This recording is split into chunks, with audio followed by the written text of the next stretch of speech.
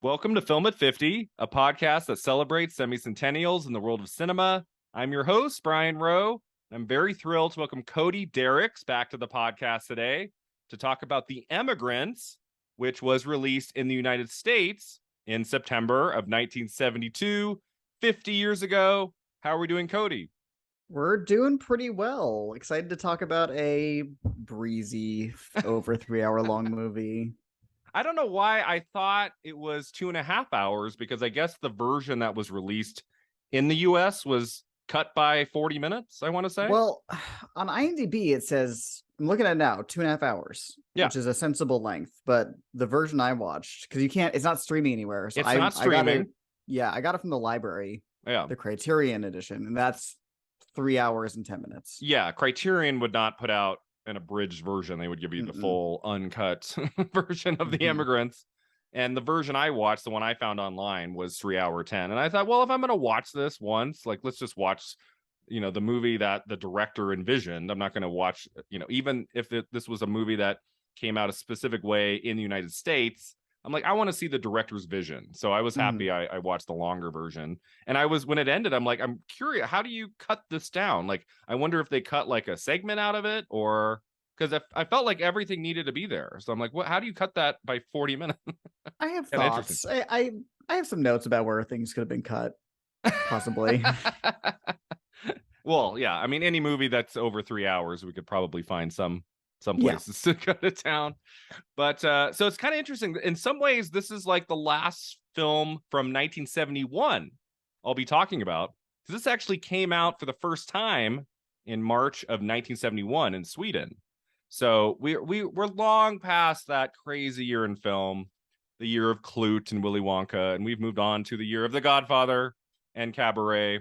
But technically, here we are in September of 2022, and we're still talking about a 71 release, because this didn't actually make it over here until the fall of 72, which makes its Academy Awards run very interesting, as we'll get into something that I feel like is pretty rare, and how this played out at the Oscars. But before we get to all of that and some of the trivia I have, like you've told me before, like you've seen this film. How did this movie come to your life? Like, how did you find this one? Because I didn't really know much about it until I researched it in the last couple months. Yeah, I knew of it in the back of my head just from seeing it on lists of Best Picture nominees. Okay, from the Oscars. Was the Best Picture nominee, obviously. And last year, almost exactly this time last year, I was going to the Venice Film Festival, and I was like, I need a long movie. Oh, on the flights. Yeah. This is the one you chose? It's, no better time than the present to watch this movie. It's one of those movies you see on the lists, and you kind of go, as a cinephile, you go, yeah, I'll watch that one day. But yeah, when I have a spare 3.5 hours, and I had hours and hours up in the air to pass by, so I rented it and I watched it. Yeah, when I went to Italy in March, I needed something to pass the time, and so I watched all of Scenes from a Marriage, the newer one with Jessica Chastain and Oscar Isaac, and it's tough stuff to watch. And I've seen the one with Ullman from the 70s, which is fantastic. And so I wanted to see the new version because I love both of those actors. But it was one of those, I'm like, that's just something I'm just going to watch at home. Like this is like the perfect setting. Like, I'm stuck on this plane for 10 hours. They have all the episodes. I'm just going to watch them all back to back. And it was an extraordinary experience to just watch them back to back without any breaks. That was cool. I like that. Yeah, you get off the plane and you immediately ask for a divorce, which is the energy it puts you in. Yeah. But you don't watch TV, so we don't have to go into that. No. Now, I'm glad that's a calling card of mine. Now, Scenes from a Marriage it started as a show, it was a series, and then it came out as a film. Is that right? Like, are you allowed to watch that? Am I allowed to? I will watch it eventually, especially because I'd like to see more Bergman, obviously. Yeah. But there's other ones to watch before I get to that. Are you a Bergman fan? Like, have you seen a lot of his work? I've seen probably 5 or 6 of his movies off the top of my head. The only one I've seen that I loved was Fanny and Alexander. Ooh, yeah. That was extraordinary. But the other ones I've seen of his, I don't have it in front of me. I've seen Cries and Whispers, obviously. I've seen Face to Face. I feel like I've seen one more, possibly. Okay. And I was not crazy about any of them, really. But I still have to see The Seventh Seal. I still have to see Autumn Sonata. Some of the big ones. Seventh I still Seal is have, really good. yeah, I still have some big ones left. So I will conquer that one day. I made the mistake of, was that the summer of 2019 or 18? I just like, for a summer, I just like watched a lot of his big stuff. I had seen like 2 or 3 of them, but I was like, there's so many I've never seen. And so I just like went crazy for 3 months. And that's not real. It's not the best way to watch. Like his work like needs, like every time you watch one, you need a few weeks.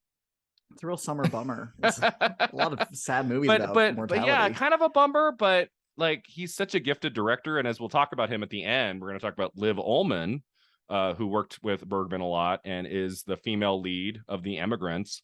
But as we get into the movie today, I don't really know how to summarize this. Basically, I think the best way to summarize it is to kind of break it and like kind of say it's like in 3 acts. It's a 3-act. It's a very, very, very clear 3-act structure. Yeah, which was thrilling for me because I didn't, when it started, I thought, oh, so are they like, is the end of the movie going to be them getting on the boat?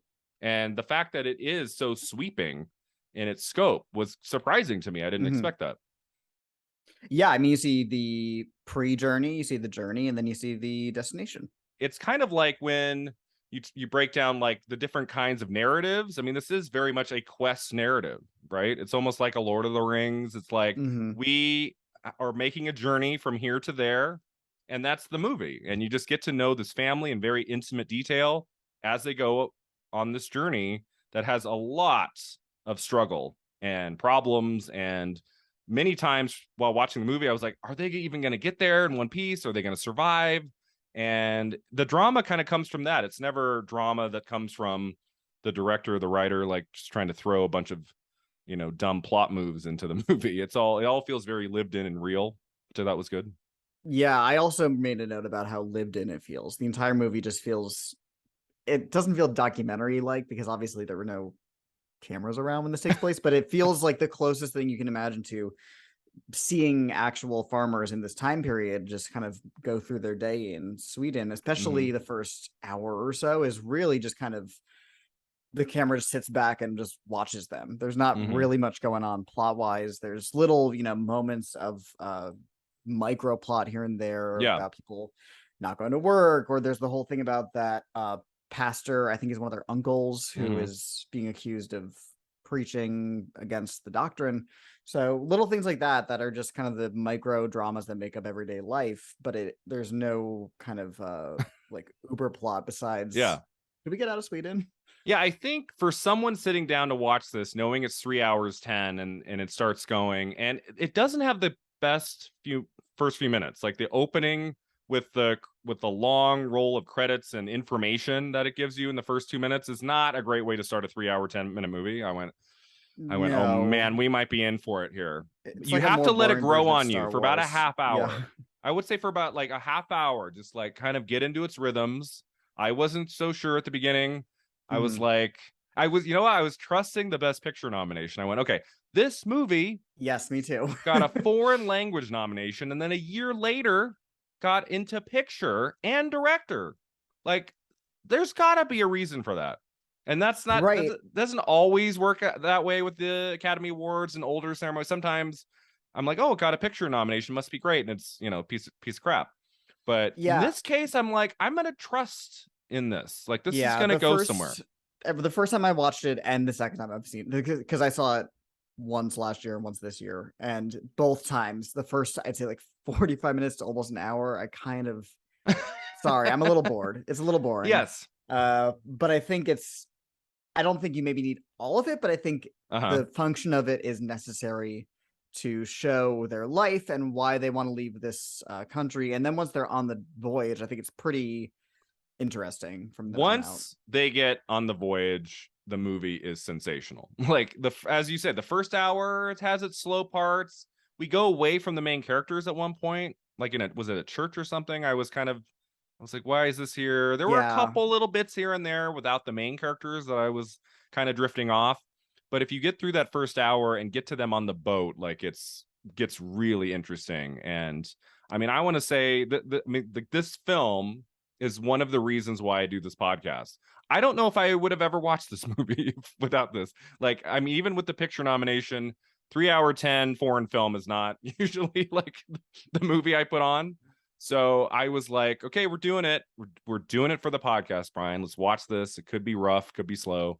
And I really got into this. And by the second half, I was like, this is one of the best films I've looked at for this podcast. Yeah, I mean, it's really engrossing. It really grows on you in a way that I think you need the patience and the length. Yeah. Again, I don't know if you need 3 hours of length, but you need it to be, it needs to have a distinct beginning, middle, and end for its entire journey to be told. And the thing is, like, this isn't even the end of the story, because there's the sequel, which was filmed which I didn't know about while watching that comes out this next year and is even longer. So this is even really, long. yeah.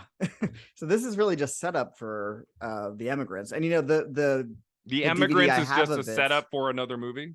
It's like Avengers Infinity War and Endgame. Like, you watch Infinity War and you're like, that's good, but then Endgame is the reasons for the story, and it's longer. To the point where I watch the Emigrants now, and having seen the New Land, which I liked better than the Emigrants, really, it kind of feels almost incomplete. Like, I feel like I need to kick right into the New Land, which I didn't do because I don't have a spare 4 hours of my life right now. But it kind of tells the rest of the story, and it ends on a real conclusion, which I feel like this movie doesn't really end it with a concise ending. Yeah, at least for the grand story. We'll talk about the ending. I do feel like even if you're like part 1 of 2, if you tell us a 3-hour plus story, the ending needs to have some kind of a genuine resolution where you feel like it did feel kind of like we're leaving this off on a cliffhanger here.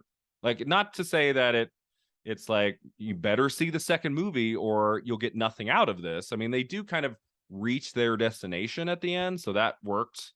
And you got a sense of like pride from the Max von Sydow character and kind of where he's been and now where he is and what's to come. Like if there was no second film, like, it'd be okay for me, but you do get a sense that there's something unresolved at the end. Exactly. And I think the ending does work, especially the conclusion, you know, the staking a claim on the land for themselves. It really is like bookends with the beginning of the movie, which shows their other land they used to have in Sweden. But knowing that there's more to the story, it really does feel like, okay, what else is coming? Yeah. Well, based on my research, it looks like there were 4 novels total, and the Emigrants is like based on the first 2 books, and the New Land is books 3 and 4. Interesting. Okay. So that seems like quite the adaptation process to adapt 4 books. And it looks like they like shot both movies around the same time. It's not like they shot one and then they brought it out. It was like they shot it almost like a mini series, and then they just broke it into 2.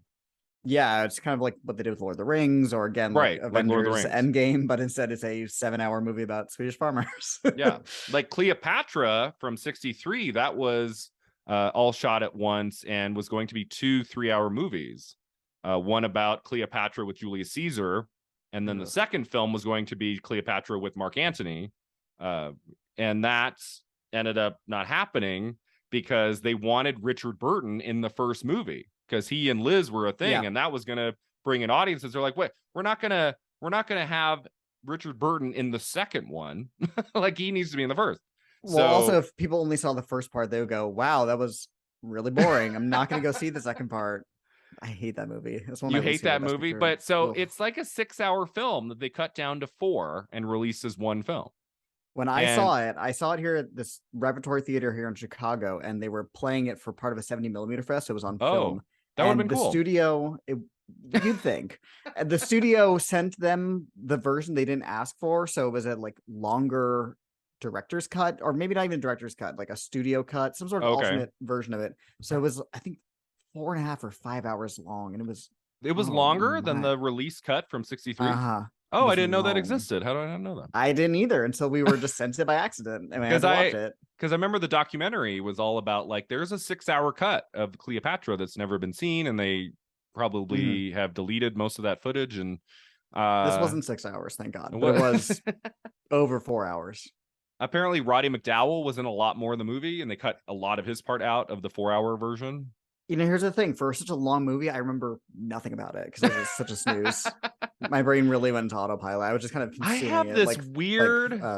Clockwork Orange. I have this weird affection for Cleopatra, even though I know it's not a great movie. There's something about like the size and spectacle of it, and like everything you're seeing is like really there on the set. There's something about that I don't know, gets to me, because you don't have that anymore really at all. Like you don't, Very everything's true. just like Yep. fabricated.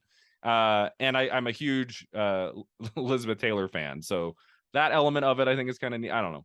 I like Cleopatra. It's not a movie that I watch a lot. No, because it's long. It's and the really making boring. of it's more interesting than the movie itself. That's Yes, part that of is true. But the Emigrants, I don't think it had as much behind the scenes turmoil. I didn't see anything about where Sydow and Ullman hooking up behind the scenes. I don't Oh know. my I don't God. think so. But they were like ideal actors for this project. It's funny, like I look at both of them and I think Bergman. So it's like, oh, this is Yes. like an early 70s project that did very well. That's not Bergman, someone else. Jan Troell, is that how you say it? The director? I think so. I'm pretty sure it's Jan and not Jan. I think you're right. Yeah. But so they started filming in June of 69. They shot to the early part of 70. There was a 4-month break, and then they shot from May to August of 70. So I wonder if they were shooting scenes of both movies at the same time, or they did like all of one first, and then they did New Land in the summer. Or maybe of it was a 70. break for the weather, because it's not like they broke for winter time. Right. I might be wrong. So maybe it was that. I mean, it might, like Lord of the Rings, wouldn't they shoot like a scene from part 3 in the morning and then a scene from part 1 in the afternoon? I mean, I'm pretty sure it was just like treated like that? one giant movie, basically. It was as just far like as I a know. movie. Yeah. Like they didn't shoot like it in sequence of like I think it was just like based on what location they were at, and it was, I think the original shoot was like a year and a half, something like that. And then they would come back for reshoots before the movie came out. But so the movie was it was the most expensive Swedish film at that time. It said it cost KR 7 million. I don't know what that translates to in US dollars, but it was the most expensive Swedish film at the time in 1970. The film employed 20 actors, over 500 extras. So this was a big production. This wasn't just like a little indie movie. Like this was a production. Yeah. And it shows. I mean, like, I wouldn't call it, I think it's epic in scale in terms of the distance, literally, and the time it covers and how long it is. But I wouldn't call it epic in terms of the 500 extras is surprising to me, because I really think the only sections with a bunch of people are the stuff on the ship, which is still not maybe 50 ton people, of people, 40 maybe. And then when they get to the New World, there's crowds. Right. Nothing. It's not like Ben-Hur though.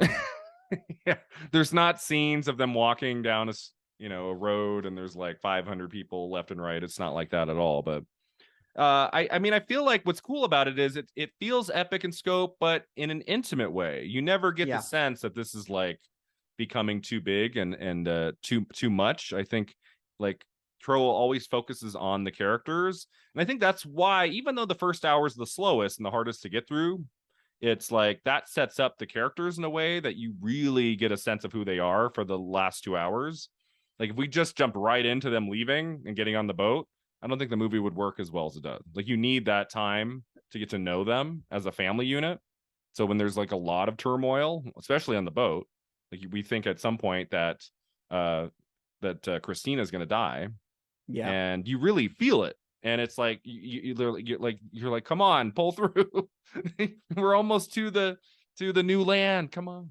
Right. And she keeps saying, I think I'm done. I don't think I'm going to see America. This doesn't feel so good. Yeah, I agree. I think you really do need that much time to not only get to know the family and their situation, but also to kind of get a feel for what life is like for these people in this time period at this level of class they're at, and how other people interact with them and how people interact in this time period in the setting in general. I think all that is necessary to kind of later work in shorthand once they're on the boats, because they're interacting with a lot more people.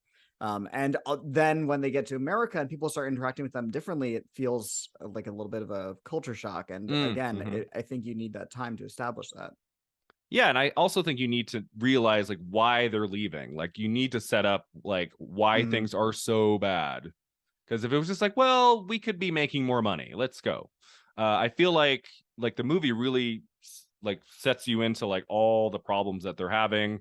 The biggest one I want to say in the first hour is that they have a daughter who consumes uncooked porridge. Is that right? Yeah, And she something like that. dies.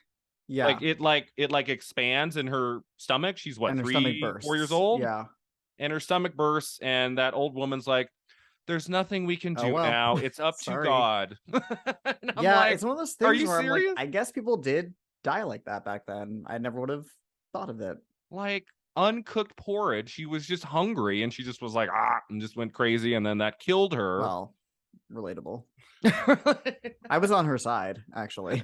I'm like, oh, Don't this tell is me what like I me. can't This is like eat. me when I'm having 5-year-old left or 5-day-old leftovers from the fridge. 5-year-old leftovers would definitely kill you. Yeah, that's it.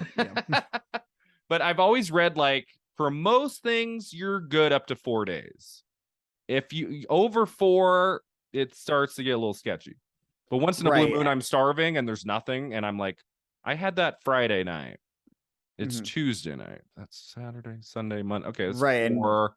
as long as it's not uncooked grain, I guess you're fine. Yeah. But I mean, I assume it's one of those things that people don't really, for the most part, have that happen to them much anymore. But Yeah. maybe they do. I genuinely don't know. But I don't know. But in this time and place, we should mention it's like the 1840s, right? Yes, I believe It's like so. the 1840s, and great sense of place and the clothing, and like that's done really well. And the cinematography, it's never over the top. It's like just we get, as I said before, like intimacy, like the camera's kind of floating at times. It's not too just locked off, but there's also not a lot of like big sweeping crane shots that would take you out of it.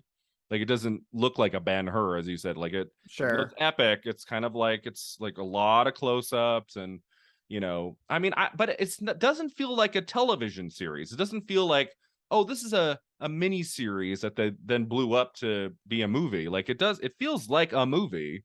It's just never overdone. Yeah, and there's some nice moments. There's some nice screen pictures here and there. Some moments really stuck out to me. Like there's one scene where the Liv Ullman character is swinging in the barn, and she has her daughter in her lap, and she's kind of swinging through an open barn door, and you see her feet coming out of the door. It's just, Yeah. I'm not describing it well, but just nice images like that make good use of the things that are there, and never, like you said, the camera doesn't really fly up too much. You're not really taking in anything from a perspective that you wouldn't take it in from if you weren't actually there. Yeah, it's like you're seeing most of the movie from like their eye level. Like this is what the family is seeing. That's what we're seeing. It's never too much. And I love the relationship between Carl Oscar and Christina. Like it's not just like a happy-go-lucky couple. They have a lot of problems, but they clearly love each other and they support each other. I love all the scenes where they're arguing when he's like, it's not time for another child, and she's like, oh, so you're blaming me? Yeah. This is my fault that I'm pregnant again for the 87th time. She's pregnant a lot in this movie. It's like he kind of like touches her shoulder and then she's pregnant again. Yeah, most of the movie she's pregnant, which I imagine is what it was probably like back then. People were popping out 7 to 8 kids. Yeah. Probably as a contingency plan in case they eat uncooked grain, which might happen.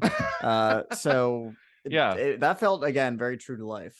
Yeah, I feel like back then it's like you really could take a breath as a parent once the kid reached what, like 15. Like then you could be like, okay, he'll be okay. Well, by that point they're already married, so they're on their own. Goodbye. But I mean, new parents are obviously those first few months. It's like it's scary, right, when they're like that little. But like in the 1840s, those for a few years, you don't know. Like they could just contract something. They could, like that young child on the boat, like who's sick, and you're like, she's dead, and then like a few minutes later, she's gone. Yep. There's no baby wonders. There's just like they don't have the supplies and everything we have now. So it's just like, oh my gosh, just the heartache and the grief that so many would go through at this time. And you see a lot of that in the movie. Like I think, is it like set up like, oh, maybe their little girl will survive after the consuming that food, and then the next scene you see the coffin. And that's like, right. And that's something I liked a lot about this movie, is how often you aren't shown something, but you're shown the effect of it, or you're shown the reaction to it. that was the biggest that was the most standout moment of that technique for me in the movie, where, like you said, the little girl is sleeping one moment and then the next scene they're building her coffin. Yeah. And similarly, later in the movie, there's the scene where the other little girl dies after they get off the boat in America, and it's similarly underplayed. You just see them burying her. You don't see her Right. coughing up blood or anything. It really does feel kind of very it feels like a memory piece. It feels like how you might remember it. It's Yeah. like, and the next thing I knew, they were dead. So I was building a coffin because it's what you Yeah. had to do. It's not sensationalized. We don't get like No. 5 minutes. I would say the part of the movie that was the hardest to watch was in the first 5 or 10 minutes, where they put that cat in that bag and it's trying to claw its way out, and it's like, Yeah. and it's just going down the river. I almost checked out of the movie. I was like, Yeah, I was like, I wasn't okay, sure how they filmed I that don't, because there was it looks something real. wiggling around it in the bag, and I don't want to be like, it definitely wasn't a cat because who I'm like, knows? this is So that like was a little bit, 69, 70. That's not some yeah. contraption they built in there. That's like an animal in there. And you Oh, hear the pain of the cat for like a minute. You hear it going, ah! And it's like, you just see it going down and I'm like, okay, yeah, like there's that one really thing kind of I shocked me. cannot stand, like animals in peril in film. Like it's like my thing. I just don't like, and I have a cat and I'm just like, and I'm just like picturing like, oh my God. And so I was like, okay, move along, film. Like let's get Yeah, to it. I like that boy, I think he brings it up later, doesn't he say, I killed that cat, and I still hear, doesn't he say on the boat, like I still hear it screaming? yeah, it's when he thinks That he's was a gonna great moment. die. It's when the Yeah. ship is really rocking and Yeah. everybody's seasick, and I think he's trying to confess. He's It's that thing confessing. of like when you think the plane's going down, and you start to think of everything in your Yeah. head. So Yeah. And he's um like, I could hear it suffering before it died. And that has haunted me ever since. Like, I mm, like that we had that moment because it was really hard to watch. That you don't see the cat, it's like in a bag, you just no, hear it. And you yeah, can see but something clawing. And it just was like, this is a cat that's going to fight but probably going to drown in that bag. And it just was not pleasing, especially no, being pretty in like rough. minute 7. I know. I'm like, oh, this is And good. that's when things are really just happening, not fast but kind of on top of each other in their lives. It's just very then this happened, then that happened. It's just kind of painting a portrait of their lives rather than it being a 1 2 3 kind of typical narrative structure. Yeah, but then we get to the boat, and that segment, I mean, what does that last? 45 minutes, maybe? Is it a full hour? Is it an I hour? would say it's probably about an hour. Yeah. Okay, but it's like, boy, it goes by fast. And that's like the Hmm. part of the movie where like we're on this journey now, and you can really put yourself there. In like 1840s, you're on this boat, it's crowded, there's people everywhere, there's people getting sick, people dying. That old man dies, and the lady's like, don't take my husband. And they're just Yeah. like dragging the body out and throwing him overboard, and there's just no mercy. It's like, okay, if you get sick and die, okay, moving on. And there's only so much Right. food, and it sounds like people are getting sick from the food on the boat, and it's like, well, what else is there to eat? Yeah, and that food travels with them all the way to the other boat, I believe, Yeah. if I got that correctly, and it was infected with cholera, possibly. So it really Right. was. Again, I think that's all this is necessary because as the movie's going on, you just start to expect these kinds of things to happen because they happen with such frequency in a way that you imagine they probably did back then when life was much more tenuous and you didn't have as much, medical and scientific breakthroughs and people didn't live as long. So all these Right. things kind of add up to this way of living, and it leads to everybody being pretty matter of fact in the way Mm-hmm. that they deal with everything. There's very little emotionality, even for dire Yeah. things like children dying. There's Mm-hmm. emotion there still, but it's not the typical weeping and rending of garments you might expect. It kind of Yeah. is very okay. Well, what do we do? What do we do next? Not how do we get through this now? Yeah, there aren't really any close-ups of like just Ullman or Sydow just like crying tears. There's not that close-up that you might see in other kinds of movies. I like the restraint there too. Like we didn't have to push in on. I mean, we could have had a moment of Ullman like after her daughter died from the porridge, like just like breaking down, and I don't think you need it. I think you just cut to that coffin and And I think because you get to know these characters and get to endear yourself to them, you can already imagine their reaction without having to see it, which yeah. normally something I would not like in a movie. I would not enjoy not seeing a character's emotional journey, but I think for the purposes of this one, what it does for the story and thematically with the characters, I'm okay with it. Yeah, exactly. But that whole segment on the ship I thought was really outstanding, and I think one of Ullman's best scenes in the movie is when she realizes she has lice and she just like goes to town on that woman who she thinks she contracted it from. Like that's one of her stronger acting moments in the movie. Would you agree with that? Yeah, I was watching this movie knowing she got nominated for an Oscar, and I think it's a very good performance. I'm kind of surprised it was singled out by Oscar. I know she was in favor at this time. She gets another nomination, I think it's after this for Face to Face. It's not long after this. Yeah, I looked up. So she has two Oscar nominations? I think it's just the two. Then the second one is Face to Face, and that came out in 76, I want to say. Yes, 76. Somewhere around there. Okay. Yeah, those are her it's interesting you mentioned that because I was thinking that I did see that before I watched it. So I'm always like kind of looking it's a pretty restrained performance. And so it is interesting and a very strong year for lead female performances that she made it into the final 5. I mean, is Oscar rewarding a lot of acting performances in foreign cinema around this time? Around this time, this was a much more friendly time for in foreign the film top categories for foreign language films. It was not uncommon it wasn't super common. They weren't, constantly in the race, but it wasn't shocking to see them get into even a field of 5 for Best Picture. And even like today, getting into Best Director for foreign directors was fairly regular. That was something that happened a lot, and they would often usually win screenplay prizes. So it was a time that I think people don't really talk about it very much as a time that's very friendly to foreign directors, but it really is, and foreign films in general at the Oscars, comparatively at least. There's still plenty of mediocre English language movies that get nominated. Like 2 years after this, The Towering Inferno gets a Best Picture nomination. So it's not like it's this time of only good choices from the Academy, but it was a time of a bit more open-mindedness, I think, on their part in terms of letting international films. Yeah, we can still a little bit more I want to talk about in the last hour of the film once they get to shore. But since you brought up, we've talked about the Oscars, let's kind of dig into that. So this was nominated for Best Picture. I believe this is the last nominee. Oh, no, I'm talking. It's actually just in 3 days. I'm talking with another guest, Sounder. That also got a Best Picture nomination. And then we talked Deliverance. That's picture, right?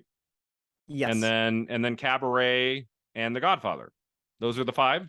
Yeah, and Cabaret and The Godfather come out so early in the year that it makes sense that you already talked about them. It's weird that in September I'm getting to the last 2 Best Picture nominees. That there aren't films released from October to December of 72 that are in picture. That's very strange.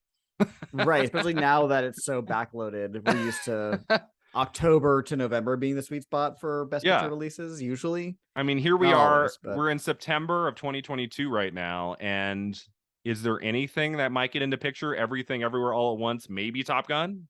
Top Gun. And Everything Everywhere All at Once. But that's, I don't want to say that's about it because it's so early in the season that it could still happen. But those are the most strong for sure. Yeah, imagine if we were in a year where come September, all the movies that were going to be nominated for picture had already been released. Right, exactly. that would be nice. It would be nice. Yeah, it would more to see early in the year, right? It's kind of sometimes it's kind of a dark time at the theater in April. Well, and movies played so long, and Cabaret and The Godfather were both such hits, especially The Godfather. They probably were still in theaters at this time. Right. Yeah, that's something else that I don't think, especially like some younger people, they might not realize, like in the days of the 70s and the 80s, like movies would run for a year. And like E.T. famously, I think, came out in June of 82. And I want to say like spring of 83, it was still in the top 10. Yeah, I think, I'm sure it's a lot of factors, but part of it is like there's less to do at home because you don't have as much on the TV. So if you want to watch something entertaining, go see E.T. again, or go see Ghostbusters again, or Star Wars. Plus, it might be the other thing is you might not have a chance to see them ever again for all you know, because there wasn't as quickly home video came out after those movies we mentioned, but there was no home video or anything. It was either catch it on TV if you can, or hope it comes back to theaters. So you have to really just see it as many times as possible while it's in theaters, which is why people saw Star Wars, 17 times in theaters. Because it'd be 6 months later and you'd be like, hey, it's still out. I mean, I remember when I was young, like Jurassic Park and Aladdin, I remember were in theaters for a long time. And, it'd be another 2 months, 3 months. And I'd be like, it's still playing. Let's go. Whereas now I feel like Top Gun Maverick is like our example now of how long a movie can run. That it's still breaking records in September when it opened in May.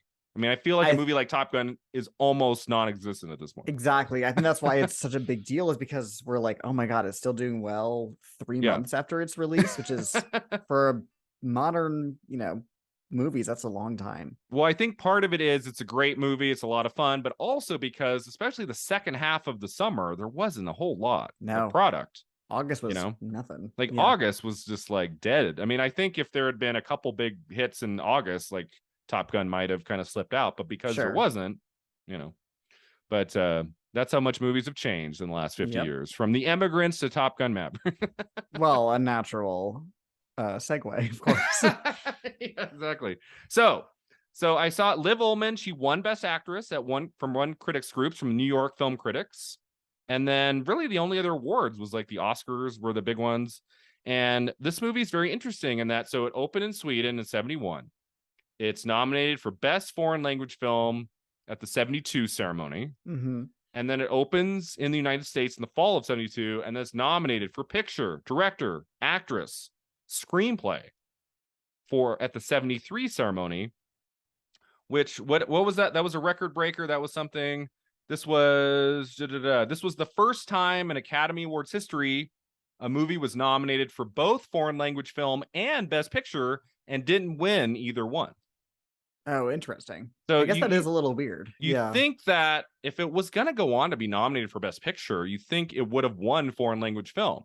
But the winner that year, I want to say it was Garden of the Finzi Contini, which I did an episode of. Yeah, that was a pretty... And it was... Okay. Okay, I haven't seen it, but The Emigrants is better. I think it got a screenplay nomination too, so I imagine it was something they were talking about at the time, but it is funny that The Emigrants didn't win and then got a Best Picture nomination. Yeah, it's not really that... weird. It's not that it came out, maybe I was like, well, maybe it came out late and that like not enough people saw it to vote for it. No, it came out in March of 1971, so it was like around. So that's interesting to me. You think it would have won foreign language.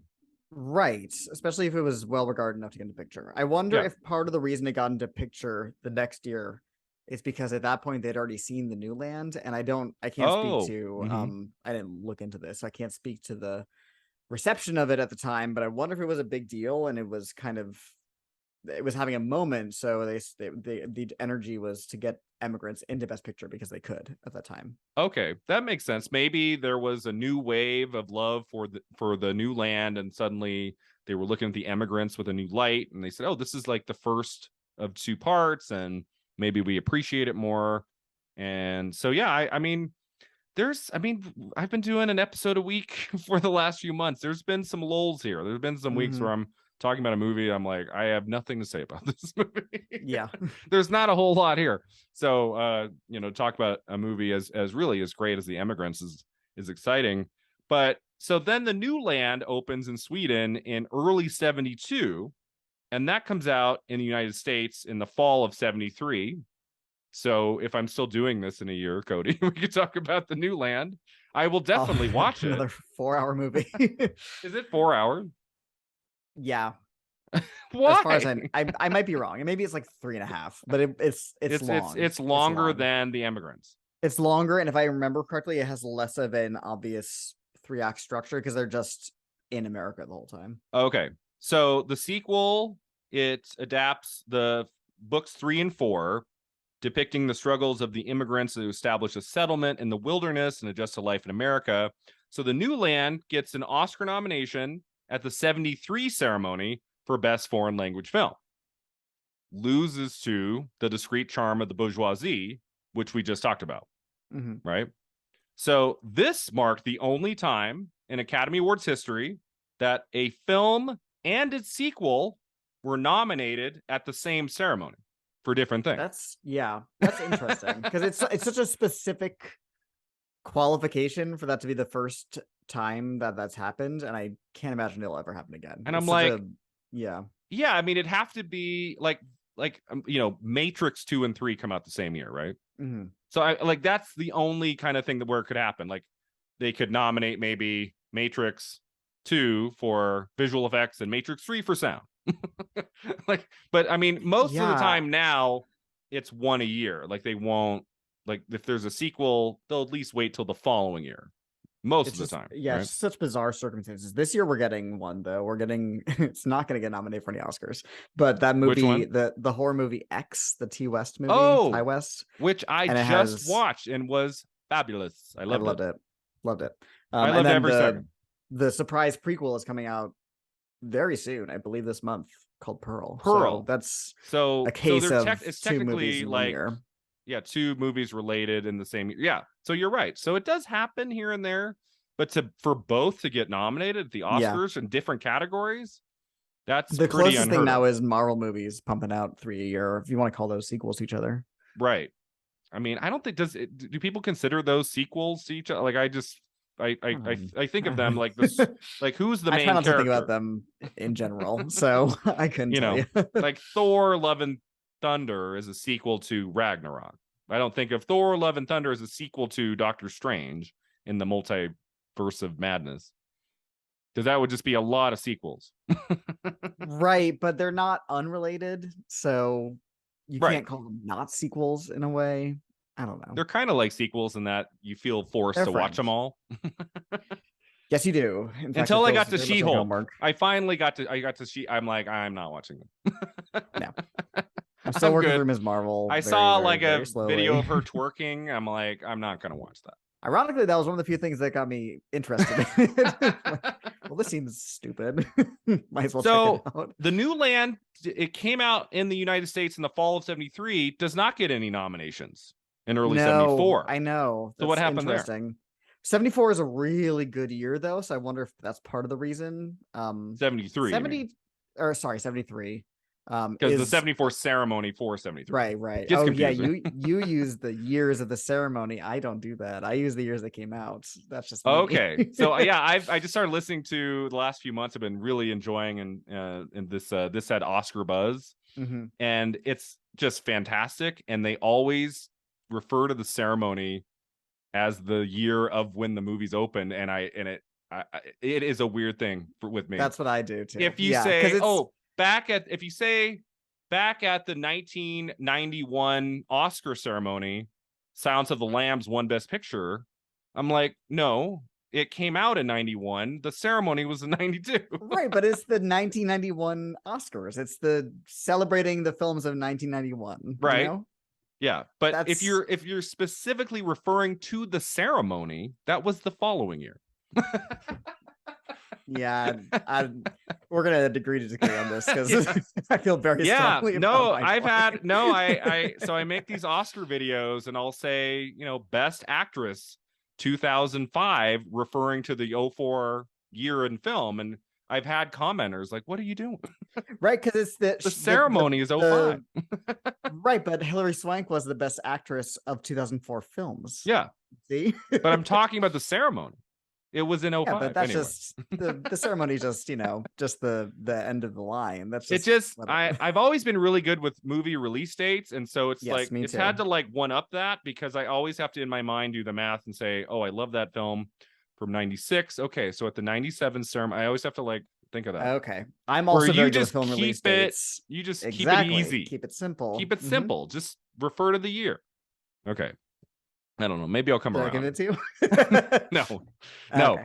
But well, you didn't give it to me either. No, so. I understand. I understand it. It just, I don't know. It's like this little thing. It's like odd numbers, Cody. It doesn't quite, Anyway. So it doesn't. New Land doesn't get any nominations at the 1973 Oscars, the 1974 ceremony. That's right. The 1973 year. Correct. The 1973 Academy Awards. It's funny, like when I think of like the years throughout the 70s and felt like I think of like great years of cinema as 74 and 76. Like those 2 years, I'm like, whoa, that would be really exciting. 73, I know there's a lot of great stuff, but it's not as quickly coming to me yet. Like I haven't looked it up yet. That's an okay year. It's The Sting wins, and then it's Sting, The it wins. Exorcist, Cries and Exorcist. Whispers, A Touch of Class, which is a horrendous movie. Oh, I wasn't sure where you're going to take that sentence. I thought you were going to say it's amazing. I have a letterbox list of all the Best Picture nominees I've seen ranked, so it's almost 500 movies, and that is my last one. It's my least favorite Best Picture nomination. On Letterboxd, you have 500 plus movies ranked, and it's last. Mm-hmm. And isn't that the film that won Glenda Jackson her second Oscar?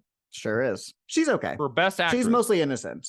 It's not her fault. Is it George Siegel? George Siegel. Oh, who wasn't even nominated. Yeah. Huh. Yeah. And is that bad? Huh? Yeah, it's terrible. It's a really bad movie. It's one of those movies from the 70s where it's like, I don't know, we're straight people and we're so bored of our happy marriage and we're rich and we don't know what to do. Might as well have an affair. It's just like well, I've liked Glenda Jackson, what I've seen in somewhat in Women in Love. I really loved her in Sunday Bloody Sunday. I thought she was really great in that. I think that's also her best performance. So but she's good in Touch of Class, but the movie. Interesting. Because I was like looking forward to that because I really loved her in Sunday Bloody Sunday. I'm like, oh, she won an Oscar coming up here, a second one, and maybe I'll like. She gives a very like almost Katharine Hepburn-y performance. It's very like, I don't want to say screwball exactly, but it is kind of in that vein. She wears a lot of pants, that kind of performance. Yeah. So I don't know what the landscape is in the fall of '73 when the New Land comes out. I know we get, I think, 2 Robert Redford movies. We get The Sting and we get The Way We Were with Barbara Streisand. American Graffiti is also the last American Graffiti. Oh man, you know, I saw that movie once in high school. I don't remember it that much, so I'm excited to watch that one again. It's really good. It's a good movie. Yeah, it's like the one like just, you know, different kind of George Lucas movie. It's not great. Science fiction. Yeah. But saying that out loud, you know, I think probably maybe part of the reason that the New Land didn't get in is because Cries and Whispers was already the Swedish film with Ullman. That was with Ullman. It's in and that came out at the end of the year. I don't know when it came out. I don't know when it came out. I remember Roger Ebert picked it as the best film of the year. He has a great story where he said someone called into his station or into his office and they said, we want to go see a movie tonight. What do you know about Cries and Whispers? And Roger Ebert said, well, I would recommend it. I would recommend you watch it because I think it's the best film of the year. And the guy on the phone said, oh, that doesn't sound like something we'd want to see. They were like, I'm out. Oh, best film. I wouldn't call it a good date night. American Graffiti better. Yes, it is, for sure. But I wonder if maybe that's why New Land didn't get in because they were like, we already have this one Swedish film, so we're not going to put a second one in there. But so, I mean, 72 has some pretty standout films. I mean, we're going to get to some more in November, December, and some big titles at the end of the year that the Emigrants managed to get in. Not just like maybe a surprise picture nomination, but also director, also actress for Ullman. It's kind of surprising to me. Not because I don't think that the movie's worthy, because I really did enjoy this. I thought it was really spectacular. It's definitely in my top 5 of the 72 films I've watched so far. Like, it's really great. It's it's for a 3-hour, 10-minute foreign film to get into all those places. It's kind of surprising.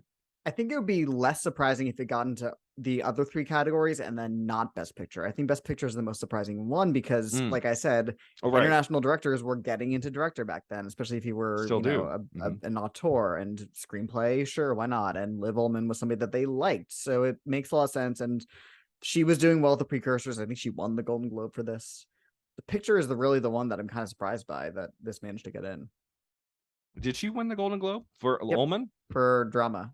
Wow. Because Liza wins the comedy and then wins the Oscar. I want to know what did the Golden Globes look like in 1972?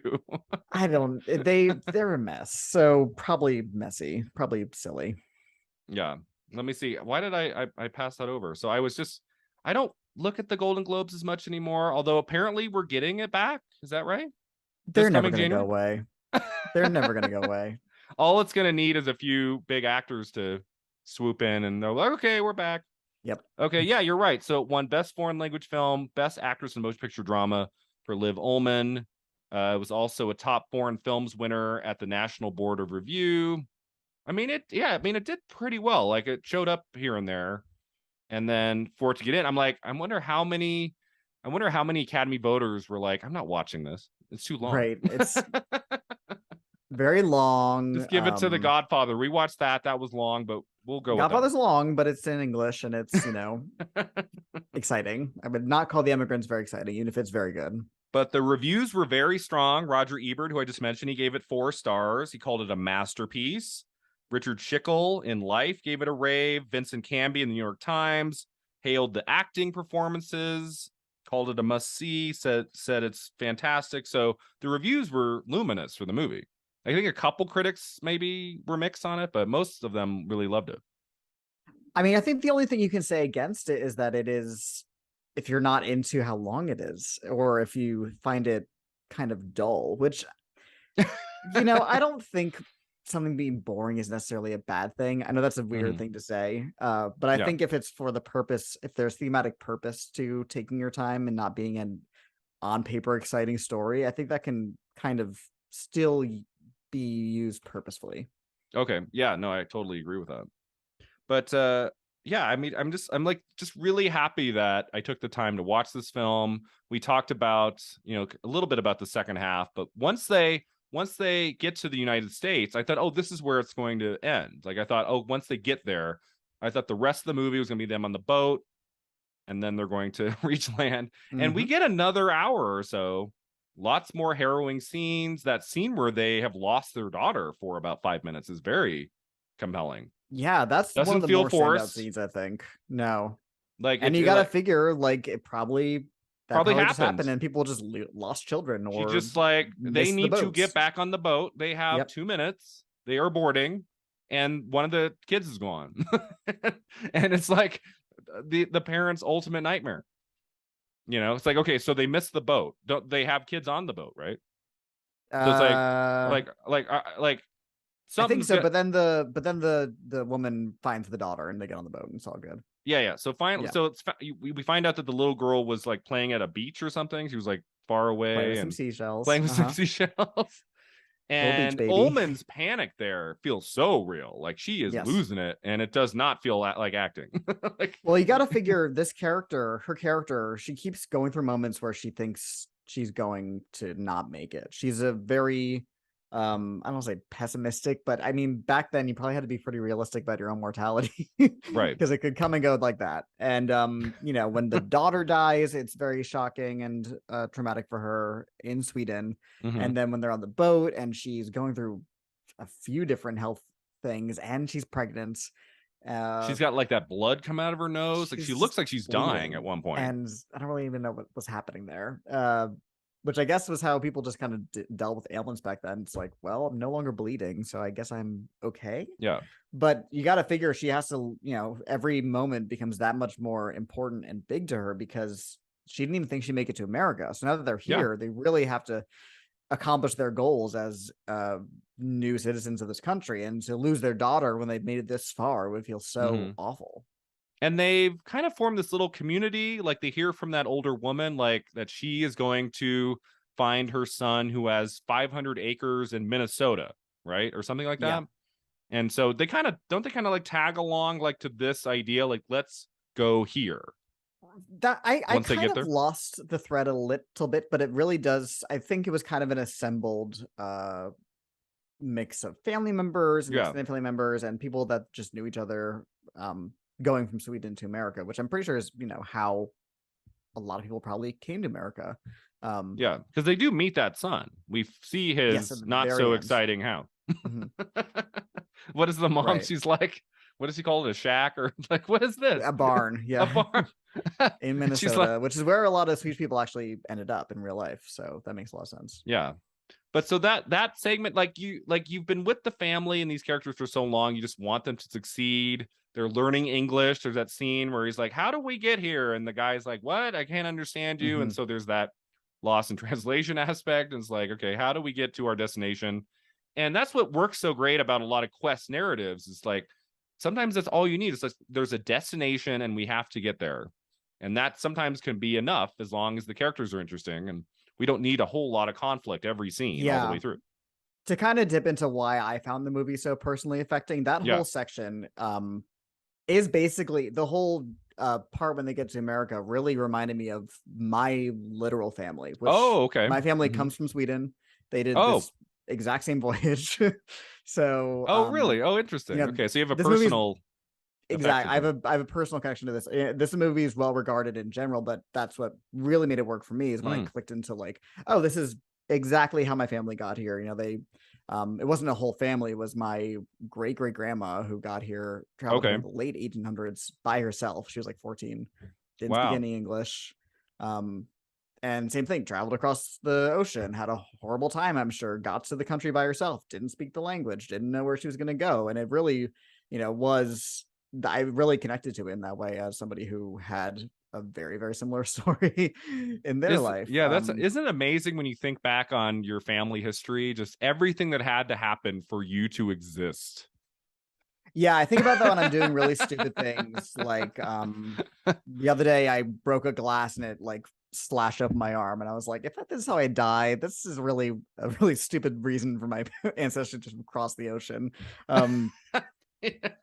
But yeah, no, I mean this is very much my family's story. Like they're all wearing wooden shoes at the beginning of this movie, and my grandpa has my great grandma's wooden shoes in his house. Like it really is very lived in for me. And we still have family over there that have the same last name as us. They're they're the ones who didn't come to America. And they look just like us. So you can kind of see like the history of your family in some of these characters throughout the movie. That's interesting. Exactly. I mean, there were little different details here and there. Like I said, she came by herself. She came later in the century, but still in the 1800s. She didn't go to Minnesota. She stayed in New York, but it was a similar voyage and departure spot.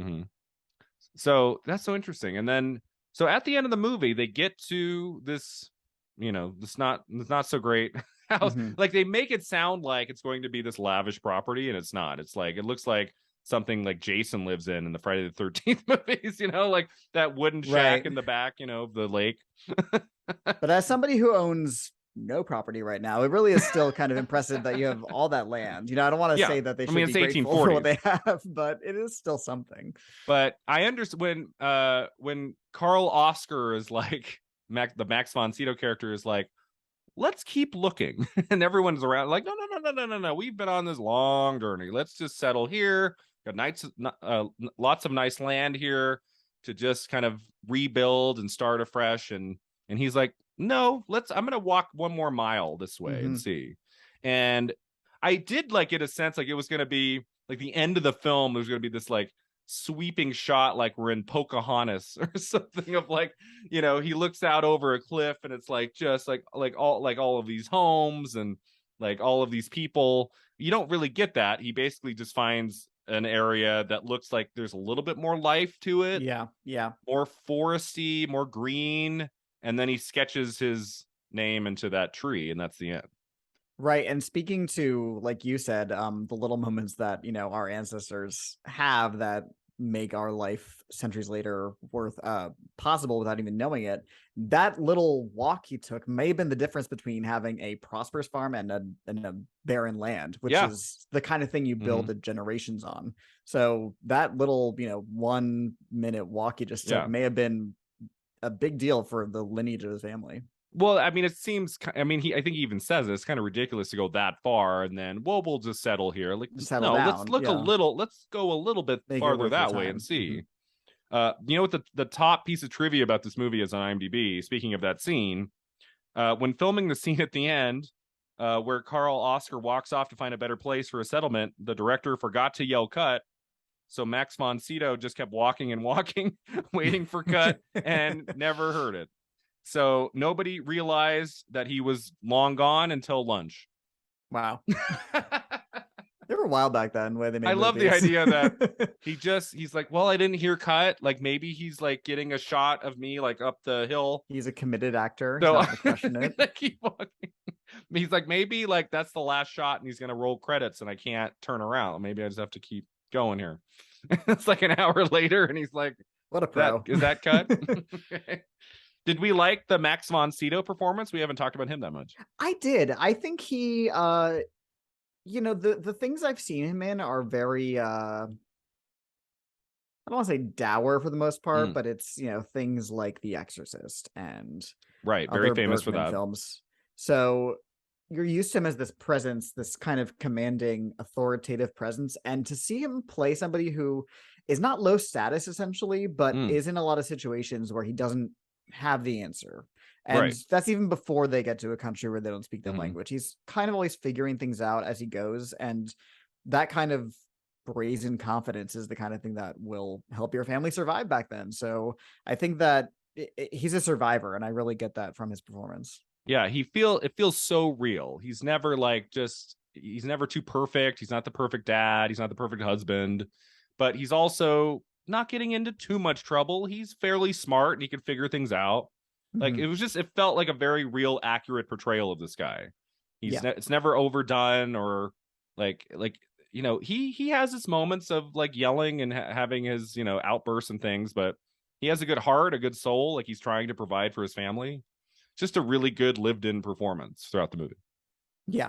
I think he's pretty solid. I can see why he didn't get nominated necessarily, why Liv Ullman is the one who gets the nomination. I think she's the more Oscar-friendly type performance. Right. But he's still really good. Yeah, he's great. And so you liked him in this more than his Oscar-nominated performance in Extremely Loud and Incredibly Close? I'm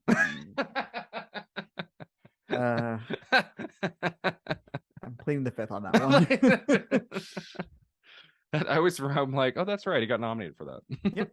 And The Picture got nominated too. But sure did.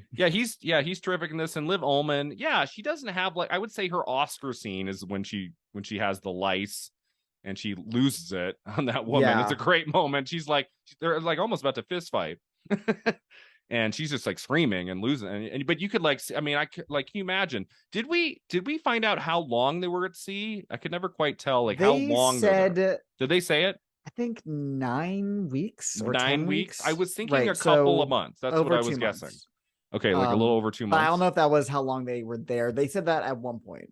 So it may have been just where they were. Could you imagine just being in that place on the open sea like that for weeks and weeks?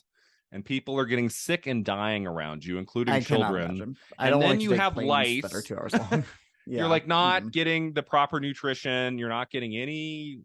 It's just like you're praying that you make it alive to the U.S. I'm just like, you can see just the rage in her there. She's like, get me out of here, Yeah, and I think that's what makes the movies work so much is you hear all the time about how hard these voyages were, and in other depictions of it usually is part of the movie, but is not a significant portion of the movie, for understandable reasons. But this movie spends so much time on the ship, and you see the highs and the lows and the even lowers, and it's really shows how hard this journey was and how much they really wanted to want a new life to make this awful journey. Yeah. I just thought it was a spectacular film. When it started, I was like, this is going to be a slog. This is going to be tough. And then I'm like, about 30 minutes in, I'm like, oh, I'm kind of into this. It's an hour in. I'm like, I'm not even looking at my phone. Phone's over there. I'm like into this. I'm invested in this. I was going to watch this, Cody, in 3 parts. I was like, I'm going to watch the first hour now. And then I was going to go exercise, come back, maybe watch second hour. And then the next day, maybe finish it. And I ended up just watching the whole thing in one go. I didn't even take a break. I just watched the whole thing. That's how impressive. That's how much I took breaks. You took a break. Yeah. I didn't take a break. I was like, okay, they're getting on the boat. This would be a good time. But I started it at 2. I had some lunch and I watched it. And I was like, well, I could wait to work out till 5. I'll just watch the whole thing. Let's just do it. And I'm glad I watched it that way. I felt like it was, I felt like I got more out of it just watching it all the way through rather than splitting it up like a 3-part miniseries or something, which I'm sure a lot of people have watched it like that. There was something that just really gravitated me towards everything I loved about it, just watching it all the way through. And it really does wrap you up in its world, so that makes a lot of sense. Especially by 90 minutes in, I'm like, I want them to get there. Exactly. I can't let it go. Yeah. So, but now it's like I guess I wait a year to watch the new land. I'm curious. I'm like, if I'm gonna do an episode about it in a year, I'm not gonna watch it now and then watch it again. Right. I'll just wait. I can wait a year. I have patience.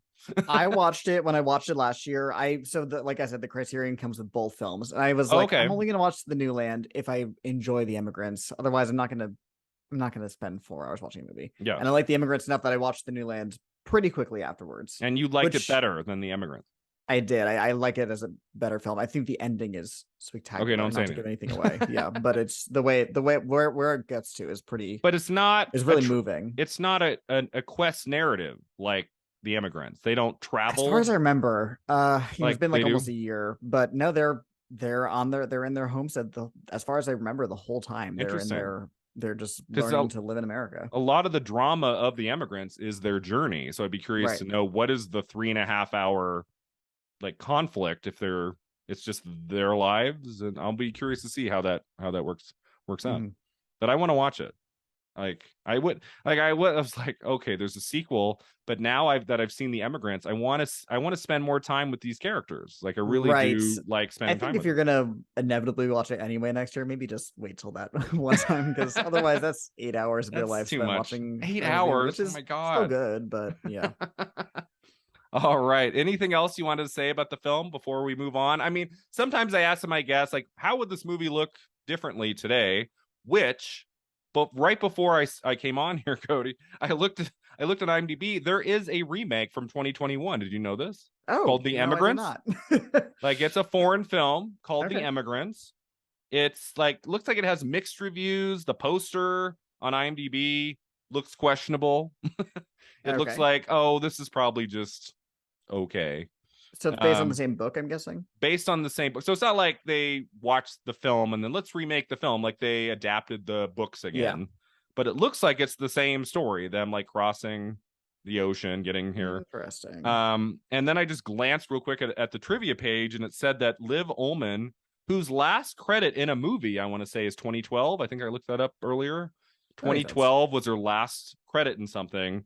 She was cast as a character in the new Emigrants, but they started shooting after COVID hit, and she did not feel comfortable being on a movie set in COVID time, so she pulled out and they cast someone else.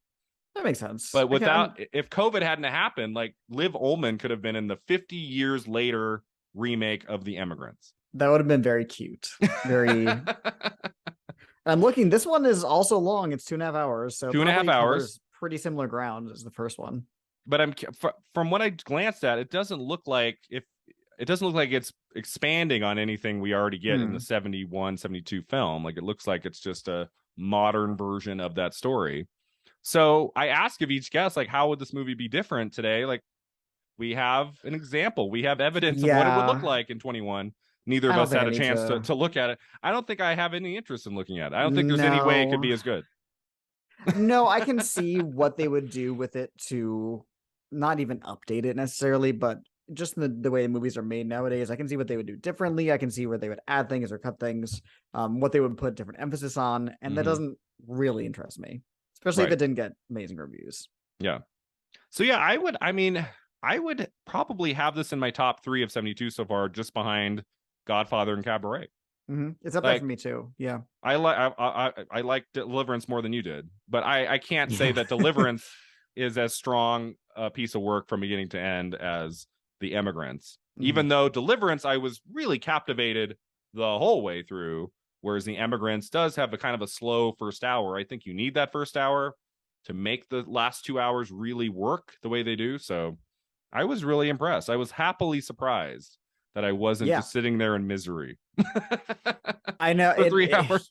It is kind of an intimidating... Which has happened on this podcast. Yeah, it's intimidating in terms of, you look at the subject matter and the length, and it kind of feels like, oh boy, is this gonna feel like homework? But it really is captivating. Yeah, I do enjoy it. Do you have the Criterion disc? No, I got it from the wonderful Chicago Public Library. Oh, the library. Because I'm thinking I might get it if it has The New Land. Does it have any bonus features? Do we know? Yeah, there's a whole the DVD at least has a whole nother disc of supplements. Oh, cool. Like I think I would want to get that. And like maybe before I watch New Land, maybe not watch The Immigrants again, but maybe at least kind of like look at some supplements and kind of get ready. Maybe you can watch it on double speed. So it's only an hour and a half long. Double speed. Okay, I've heard of this. People do this. They watch a movie like Like what, Scary. 200%?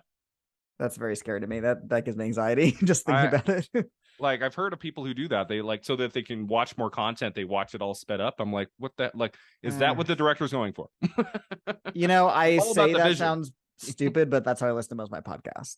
So you listen to your podcast at double the speed? Yeah. Okay. I find that everybody talks too slowly. I'm a very fast talker, so I'm just getting them up to my speed. We do not speak slowly. Yeah, no. I have to start. I definitely don't. So I know that about myself.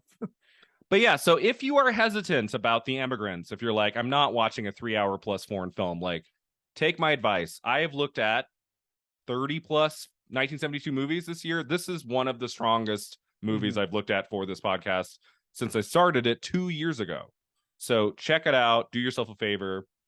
It got a Best Picture nomination for a reason. It's really great. So check it out. I love the performances. I love the cinematography, the feel of the movie, the journey of the story. Like, just everything worked for me. I really enjoyed it. And I'm excited to see the new land in the months to come.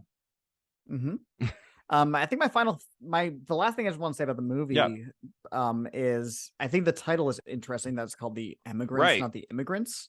Why is it called The Emigrants? Not a term that's used very often to talk about people who move from one country to another. Yeah. But emigrating refers to leaving a place rather than immigrating means coming into a place, which I think is purposeful, obviously, because the film is much more about where they're coming from rather than where they're going. America is a place they're excited about, and they talk about it a lot, but it really is more about the life they're leaving behind at this point in their lives. And the last 45 minutes or so is about America, obviously, but it really is the story of people who are leaving a place rather than people who are going to a place, even if they are going to that place. Yeah, that's a good point, because when I put it on, I'm like, why is it not called The Immigrants? And that's what makes sense. It really is about them leaving Sweden more than it is about like just their immigration into the United States. You really get a sense of who they were and why they're leaving. I don't think the movie, it wouldn't have felt right to have called it The Immigrants. No, I think The Immigrants is a better title. I think because The Immigrants really puts the idea of America in the center of the story, and that's not what it's about. It's about them as Swedish, people with a Swedish identity. Yeah. So yeah, that's really important too, and part of this movie's DNA in that title. Very good. All right, so let's move on to our final two segments. The first one's called the Divine Double Feature. When the 3 hours and 10 minutes are over, what do you suggest we throw on next? I would probably throw on like a half-hour cartoon if it was me, but yeah, like a Bugs Bunny. Yeah, something like that. And then go to bed. Something simple. Daffy Duck. So the first thing I thought of was the most recent big deal movie to deal with people coming from one country to another, which was Minari.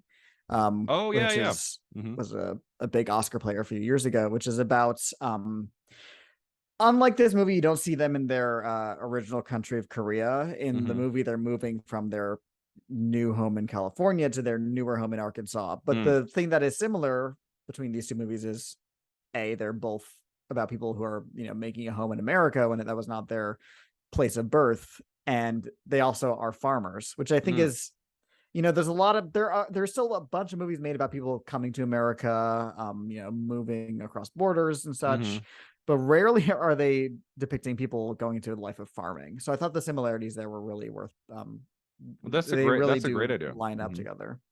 Did you like Minari? I really did. Yeah, I thought it was really strong. I really love the performances in that. I like that it kind of overperformed at that Oscar nomination ceremony. Like, got a lot of nominations, not just in the acting, but picture, and you got director too, right?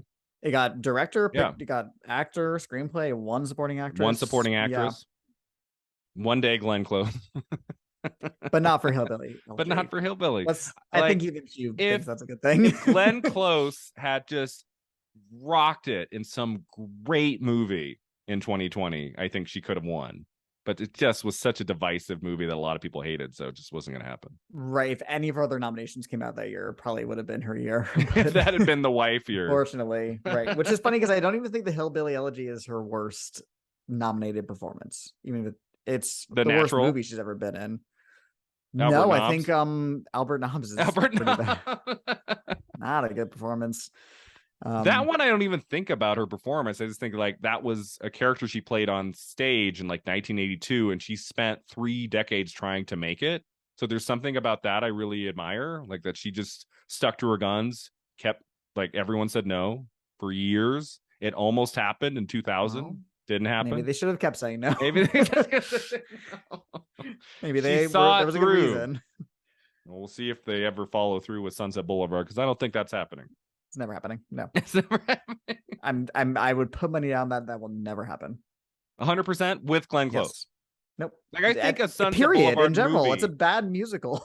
It's a bad musical. Why would you remake it? The movie's perfect as it is. No, it would only get made to get her an Oscar. I don't say this a lot, but I think she's a little too old for that part at this point. You know, she played on stage almost 30 years ago. She's in the in the movie she's 50, right? She's like 50. Late 40s, early 50s. You can anywhere in that range, I think is fine. Even later into your 50s, I think is acceptable. Late 40s, early 50s, and then Glenn Close is 73, I want to say. That sounds right. I mean, the movie's about a specific time period in relation to another time period. You have to be a certain amount of distance away from the silent era. And if you stretch that, sorry, she's like 80 ageist, but to stretch that believability, I think then the movie just becomes a vanity project. Yeah. But I did a video about her, and I must have had 50 comments like, just waiting for the Sunset Boulevard movie and then she'll win. And I'm like, you'll be waiting for the rest of your life. It's never going to happen. Even if it happens, it may not even be your Oscar, because it probably won't be good, because it's a bad musical. Well, I listened to a podcast the other day, and it was recorded in the fall of 2019, or was it around? And they spent like 10 minutes of the podcast talking about how great they thought the Cats movie was going to be, and I just busted up laughing in the car. They were like, it's got all the ingredients, it's gonna get in for picture, it's gonna be big, and I'm sitting there going, oh my god. Cats amazing. Is a better musical than Sunset Boulevard, so I get that. I saw it in New York in 2017. I enjoyed it. I think it's goofy. She did feel a little old for it when I saw it. I was like, she does feel a little old for them. And that's on stage, where you can get away with age differences in both directions. I have less of an issue with it there. I think the camera does not allow that. Personally. But Minari, a great choice. You said you had another one, or was it just Minari? I did. I always have like a bunch. I've got my 7 because I'm a teacher's pet. Teacher's pet. The other one is Brooklyn, the movie starring Saoirse Ronan that came out in 2015. That was on my top 10. I love that movie. Yeah, beautiful movie. It's like that was a great, like a weepy. That was one of those. I remember I didn't know anything about it. I just I heard it was getting awards buzz, and I'm like, I'm just gonna go into it cold. And I just remember just being floored by it. I just remember just loving it. Like her that performance. Was also a movie that did better at the Oscars than you might have thought on paper, where it got 3 big nominations. What were the other ones it got outside of picture actress? And screenplay? Okay, screenplay. So it didn't get into director, got picture and screenplay. Okay, yeah.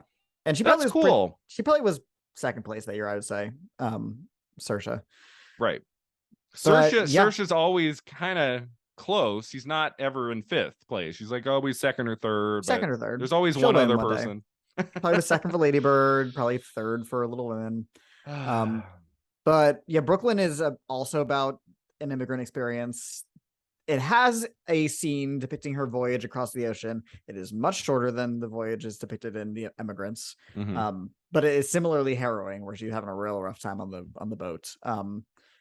And unlike the Emigrants, she also goes back to Ireland at one point, and the whole drama about the movie becomes, should I stay here? Which I thought was, I think, is an interesting look at the immigrant experience. Is that you get the rare chance that a lot of people don't, to go back to their home country, especially back, pre frequent air travel that is affordable.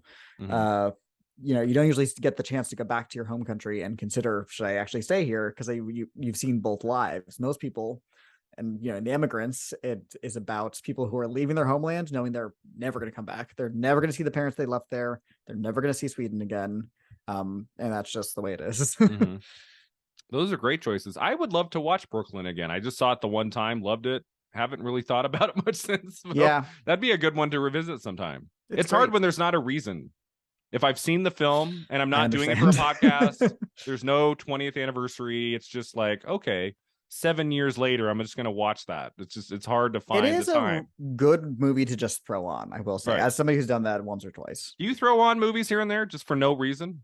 Just to watch it? Lately, no, because like you, I have a lot of assignments, whether it be for podcasts I listen to or podcasts I'm going to be on or articles to write or it's Oscar season. Most of the movies I watch are like goal oriented. But Oh, every now yeah. and then I have a free space I can watch something just for pleasure. Yeah, imagine if you were at all the big festivals right now. Like who did I follow? Like he spent like 7 days at Venice and now he's on his way to Toronto. And I'm like, Oh my god. must be nice. Probably pretty fun. And well, but then Sounds the great. benefit is you've seen most of the Oscar contenders. So And you then can you're like, and check then you those can off. really talk about them. You can be like, Yeah. okay, I mean, sometimes it's not just based on what you feel about a movie, but I feel like if in mid-September you've seen like 95% of the contenders, like you have, a lot to talk about in the months that follow. And you're ahead of the game. You know, Yeah. it's not like us where we spend most of December, January, and February catching up on things. February. February, late February. I write for In Session Film, and it was like January 10th of this year, they were like, send in your top 10 lists. And I'm like, I haven't seen anything. I said, I wait till can't February. even do it. And like, it took me till like, because I'm not in LA, New York, like movies that open and limited in December sometimes take till February to get here. And I don't really have access to them. So there's only so many I can see. And so sometimes it takes me a while. I got to move. Gotta emigrate to Gotta LA. emigrate. But those are two great choices. I got kind of like an intimate, like Terrence Malick feel, like Badlands, Days of Heaven. Not to say that the cinematography is at that level in The Emigrants, but I was just thinking Tree of Life. It's like a period film. You get a very intimate view into this family. It's not about like the immigrant experience, but I felt like very rarely do I watch a movie that really gets in touch with a family the way that The Emigrants does and that Tree of Life does. That's a movie that really hit me when I saw it. I remember I saw it by myself in a very like almost like nobody was in the theater for Tree of Life, and I was just like, I can't remember the scene. I remember I was crying at one point. It was just like, found it very moving. So I was thinking about Terrence Malick and some of his kind of intimate dramas, and that's the one that came to mind. Not so much of what he's done past Tree of Life, but that one's really great. Yeah, I haven't seen anything he's done since then, unfortunately. There was one recently he put out that got some good reviews. Oh shoot, what was that was called? it 29 A Hidden Life? Was it called A Hidden Life? Yes, I heard that was good. I never saw that. That's one of the movies that came out when I was like, oh, it's not getting a nomination. I think I was waiting for it to get nominated for something. And it didn't, right? Didn't get in cinematography or anything? Nope. I think I was waiting for it to get a nom, and I'm like, okay, then I'll watch it. And then it did. I'm such a bad, like, who cares? If it's a movie that I'm interested in, even somewhat, just because it doesn't get nominated for an Oscar doesn't mean I just never watch it. Come on. Right, but it's a matter of timing. If it comes out in late December, right, and you're already working, you have to like triage your movies. You have to go, okay, this is probably not going to get nominated for anything, and I have to watch other like documentary shorts that are going to get nominated. So it's just a matter of time. Yeah, so something I do on the side is I have a running list of like for a given year, like the movies I want to see Oscar nomination or no Oscar nomination. And then I try the following year just on the side here and there to catch up on those films. So like I'm still in September 22 trying to catch up on some of the 21 releases I still haven't seen. So it's like once every 3 weeks, maybe I'll try to like just throw one on that was of interest to me, but maybe didn't get into the Oscars and I missed it or something. So I try, and sometimes I'll find a treasure there, but that's some of those view. Usually once the Oscars are done, I'm like, you're on to the next. I just try, especially this past year I was done. Especially like sometimes there's like early year indie releases that just pass me by, and so I'll look up some of them and I'll try to watch. Most of the indie films a year later are streaming somewhere. Like you can just like find it on Amazon, or they're out there, so I can watch them and then be like, this should have got nominated, but it's been months since. I get why that wasn't nominated. So very good choices there. I don't think anyone's going to do a divine double feature with this one, but if they were, we have 3 choices. I mean, the fact of the matter is the double feature you do with this is The New Land. You just roll right into it.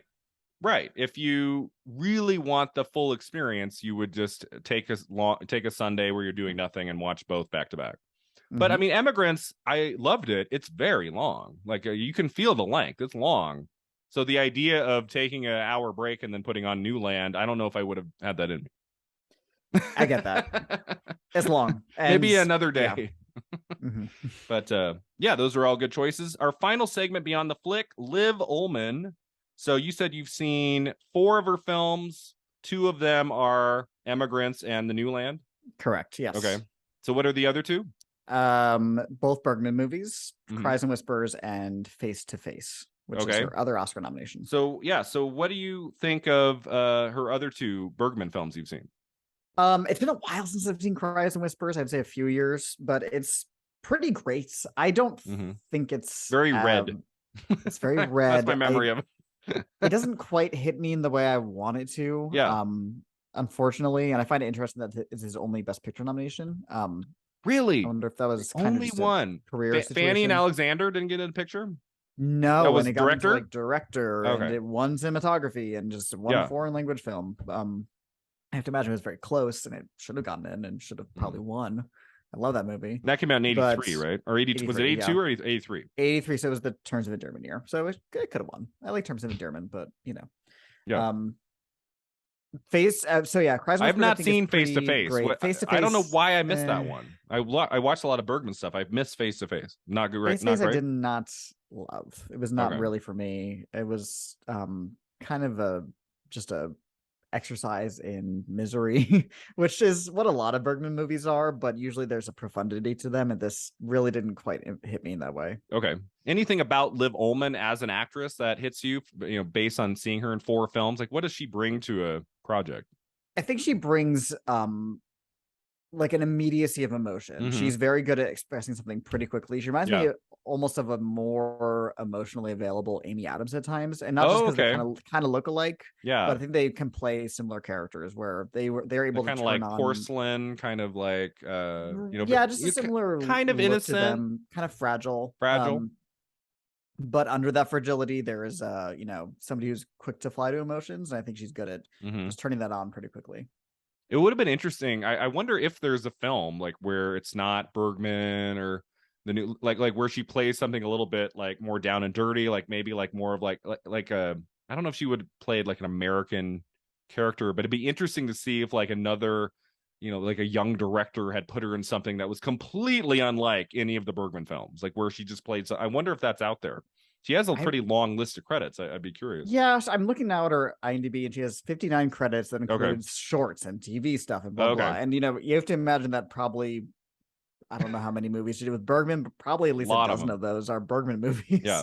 So it's, that's really the majority of her most famous output. Because it's not a negative, but in the 5 or 6 films of hers I've seen, there is something kind of familiar to her performance in each one. Like you kind of know what you're getting when you put on a new movie with Liv Ullmann. Like part of that's the directors that she works with, but like she does have a certain kind of look to her. I'd be curious if like another kind of director had used her in a different character that she does not play at all in some of these films that I've seen her in. Be curious to see her play like a bad girl or something. Would be interesting. Something a little bit more hardened, perhaps. Yeah, but hardened. I'm guessing have you only seen Bergman movies she's been in? Yeah, so I've only seen her Bergman work. I've seen Persona, which is really great, and probably the most experimental film I've seen her in. That one's very experimental, and it's really just kind of about texture and look and the relationship, and it's really interesting, shot beautifully. I've seen scenes from a marriage. I don't think I think I watched, it was on the Criterion channel. I watched the series. I didn't watch the movie version. Yeah. Because the movie is just the series that they just like cut in and made it palatable as a film. So I was like, well, I'm just going to watch the long version. And just really just sweeps you up right from the beginning. Lots of scenes that will be like one shot, and there'll be like people talking for 6 minutes, and you just have to go with it. Okay. It's that kind of a movie. But it's really great. My favorite, the one that really was one of my favorites I watched that summer, I'm a huge Ingrid Bergman fan. I finally saw Autumn Sonata. That movie is spectacular. I don't know. It's been 4 years, I don't know if I liked Autumn Sonata more than The Emigrants, because this movie really hit me hard yesterday. I was really taken with it. But Autumn Sonata is up there. It's really moving, a mother-daughter story, and about art and music and their relationship. And it was Ingrid Bergman's last theatrical film. I think she did one more movie after that. It was a TV movie, called A Woman Called Yeah, Golda it says A Woman Called Golda. She's playing Golda Meir. And that was, I think she knew by the late 70s that she had cancer. I want to say or maybe was right after Autumn Sonata, somewhere around there. I think that's correct. I'm not entirely sure. This is like the last Ingrid Bergman cinematic performance, and she's just great in it. And I think it's kind of neat that Ingrid and Ingmar Bergman collaborated on a movie their name's almost the same. I know. I wonder if that was part of the marketing. Bergman and Bergman. It's like remember the poster, Cruise, Kidman, Kubrick. It's like when the name I'm sounds interested. Yeah. But and so it got lots of great reviews at the time. Ingrid Bergman was nominated for Best Actress for 78, and she's great in it. And Liv Ullman, they have just this really interesting chemistry between mother and daughter, and it really just sucks you in. It's a great story. That's probably my favorite of hers, but it's right now kind of neck and neck with Emigrants, and maybe The New Land will take it over. Maybe. I would love to see. I've not seen Autumn Sonata, and it's been on my top of my list for a long time. I know I'm gonna love it. It has one of the best titles of all time. That's a really Autumn Sonata, evocative 2 words put together. Yeah, it's just like I don't remember it being overly long. Like it's a good length, well shot, well acted. Check it out. Yeah, Cries and Whispers didn't last with me as long. Like it would be like my number 4 here. Didn't have the same dramatic power as Persona, Scenes from a Marriage, Autumn Sonata. Those I think are a little better, but I will have to watch it again. It came out in 73, right? So that would be an episode next year. Yes. So it'd be an excuse to rewatch it and really dig into its research. And I mean, Roger Ebert called it the best film of the year, and a lot of critics did, and it got a picture nomination. So I'm gonna have to look at it with new eyes again, which I'll look forward to. All that red. I remember all I remember. All everywhere. The red. But I agree. Liv Ullman, great actress. Look forward to seeing more of her work. That takes us to the end here, Cody. We made it. It's under 2 hours. All right. We were joking before we recorded our Frenzy episode. Is my second longest episode of the podcast ever, only behind my 20th anniversary episode about Mulholland Drive. That was 2 hours 40. Frenzy was 2 hours and 30. We started talking about the history of Alfred Hitchcock at the Oscars, and that was our failure. That was a mistake. Because that was 5 ceremonies and 5 nominations that we really dug into in great detail. And I was like, wait, Cody, which one was? Oh, that's right. So, okay, it was this one. And then who was he? Unfortunately, that's how my brain works, is I can just talk about that. It was, I want to say, unfortunately, the idea was to spend 5 to 7 minutes just kind of talking about it. And I think it became like 40. Breaking down his Oscar runs throughout the 40s all the way to Psycho. That's my fault for being a big dork, and your fault for bringing me on the show. That's why I don't like, I'm getting people reaching out saying, Brian, do an Oscar podcast. And I'm like, I feel like if I did an Oscar podcast, every episode would be 7 hours. Because there would just be all these rabbit holes.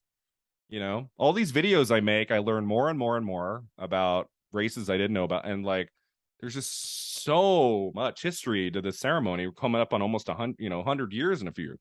And there's just so much to talk about.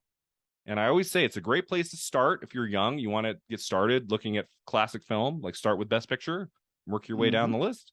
But there's a lot to talk about, and I don't have that. I don't have that structure to just like focus on one race and then talk about that and end of episode. That'd be tough for me. I don't know. Yeah, you'd have to really narrow it down, but who wants to do that? I don't know. I talk about the Oscars enough on my YouTube channel. I'm like, I don't know. I think this needs. I like talking about the Oscars here on Film at 50, but I also like talking about random movies like Blackula that would never have been nominated. We just talk about like, wait, that didn't win Best Picture. It didn't win. Wow. Could have been picture director, actor, Wow, actress, but Academy. it Okay. didn't quite pull it off.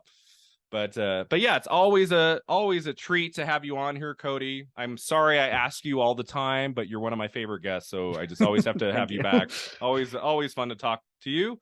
So if you could tell our listeners where they can find you online, now would be the time. Yeah, of course. So I write and podcast with Next Best Picture, so you can find me all over there.